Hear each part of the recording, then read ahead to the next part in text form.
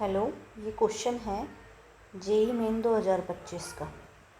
ठीक है, इस क्वेश्चन में क्या गिवन है, a small point of mass M, कोई स्मॉल पॉइंट है एम, वो प्लेस्ड है एम, कितना डिस्टेंस दूर 2r from centre of a big solid sphere जिसका मास क्या है m एंड रेडियस क्या है इसकी r। तो ऑब्वियस सी बात है, ये वाला इसका रेडियस जो बोल रखा है ये यहाँ से यहाँ तक, ये कितना है r। ठीक है, फिर ये अगेन ये भी कितना है r, क्योंकि टोटल 2r है, तो ये r ये भी r।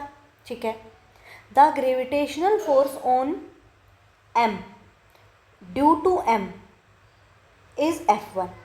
तो जो ये m है, इस पे ग्रेविटेशनल फोर्स जो बड़े वाले की वजह से है वो है m F1। तो F1 की अगर मैं वैल्यू लिखूं तो F1 की वैल्यू क्या होती है g, फिर दूसरे का मास, एक का मास m, और बड़े वाला जो लगा रहा है वो है capital M, right, by separation का स्क्वायर। इन दोनों में सेपरेशंस का स्क्वायर कितना है 2r, क्योंकि m यहाँ पे है और इसका सेंटर यहाँ, जब हम मानते हैं ना कोई भी सॉलिड स्फीयर वगैरह, तो उसका मास हम बीच में कंसंट्रेट मानते हैं, बीच में, तो इसका मास यहाँ पे है कि कंसंट्रेट कितना दूरी है दोनों में 2r का, तो 2r का होल स्क्वायर। तो ये यहाँ पे फोर्स की वैल्यू गिवन है। ठीक है, F1 बोल दिया इसको, इसका रेशो पूछ, ए spherical part of radius r/3 is removed. r/3 का स्फेयर यहाँ से क्या करा गया, रिमूव किया गया, ये r/3 है। ठीक है, यहाँ से यहाँ तक ये भी क्या है r/3, तो ये टोटल r/3 और ये भी क्या यहाँ से r/3, क्योंकि रेडियस r/3 का रिमूव किया गया। तो as shown in figure and the gravitational force on m, इसी m पे due to the remaining part of the m, remaining part अब कितना बचा भाई, अब रिमेनिंग पार्ट इस टाइप का बचेगा। अगर कैविटी कट कर दी गई तो कैविटी किस टाइप से कट करी गई है, इस टाइप से, ये यहाँ से ये कैविटी कट करी गई कितने की, r/3 के। तो ये जो रिमेनिंग पार्ट अभी बचा, इसकी वजह से ये जो स्मॉल m है उस पे फोर्स बोला है कि F2 लगा रही है, क्या लगा रही है, F2। तो पहले देखते हैं कि ये जो कैविटी है वो मास कितना लेके गई, राइट।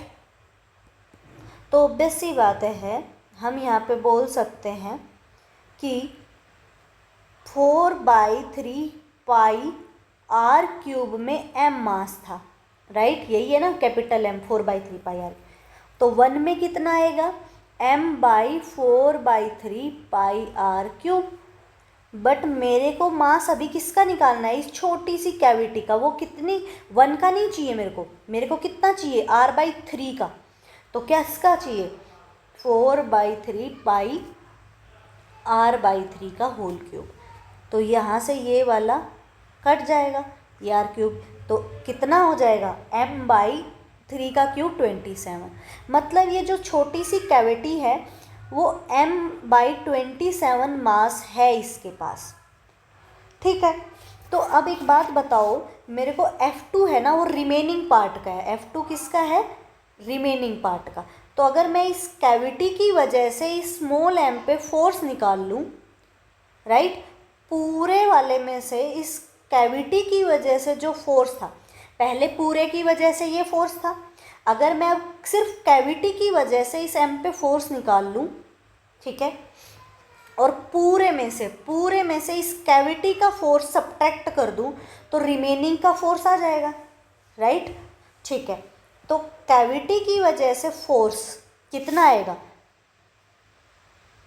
F' या फिर F ड्यू टू कैविटी लगा दो, F ड्यू टू कैविटी, तो क्या आएगा, G स्मॉल m और कैविटी का m, m/27 into r²। r कहाँ होता है, सेंटर पे है इसका मास इस कैविटी का कहाँ है, सेंटर पे। तो जो m/27 है ये कहाँ है, सेंटर पे, और तो इन दोनों के बीच की सेपरेशन, कैविटी की वजह से ये फोर्स लगा रहा है। तो मैं पूरे के F1 में से इस कैविटी को घटा दूँ, कैविटी का जो फोर्स है पूरे फोर्स में से कैविटी का सिर्फ फोर्स घटा दूँ तो रिमेनिंग पोर्शन का फोर्स आ जाएगा, राइट। वही F2 दे रखा है। तो कैविटी की वजह से क्या होगा भाई, इसके सेंटर से ये दूरी निकाल लो। मास तो लिख दिया, सेपरेशन और चाहिए। सेपरेशन क्या होगा भाई, कैविटी का यहाँ पे मास लाई करेगा बीच में। तो मैं क्या करूँ, R में R/3 ऐड कर दूँ, वो सेपरेशन आ जाएगा। कैविटी का मास यहाँ पे कंसंट्रेट है M/27, तो इस R में ये R/3 ऐड कर दूँ, तो R में R/3 ऐड करते हैं तो कितना आएगा 4R/3। मतलब इस कैविटी का ये बीच का और इसके बीच में सेपरेशन है 4R/3। तो यहाँ पे लिख दूँ 4R/3 का होल स्क्वायर, ठीक है। तो GMM/27 into 16R² into 9, right.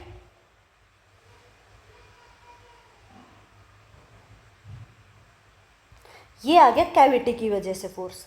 तो F2 अब निकाल लूँगी, F2 रिमेनिंग का था, तो पूरे में से कैविटी का फोर्स घटा दो तो रिमेनिंग का फोर्स आ जाएगा। चलो F2 निकाल लेते हैं। F2 निकालने के लिए क्या करूँ मैं, GM स्मॉल m और बाई 4R² माइनस कैविटी का क्या है GMM। अब इसको थोड़ा सा सिंप्लीफाई कर लेते हैं हम। ये 3 3 ज़ा 9 और यहाँ पे 3 9 ज़ा 27,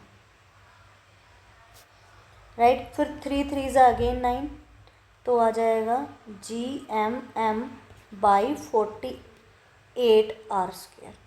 तो यहाँ पे आ जाएगा GMM/48R², राइट। यहाँ तक हो जाएगा, ठीक है। ये हमारा F2 आ गया। तो इसको थोड़ा सा और सोल्व कर लेते हैं, ठीक है।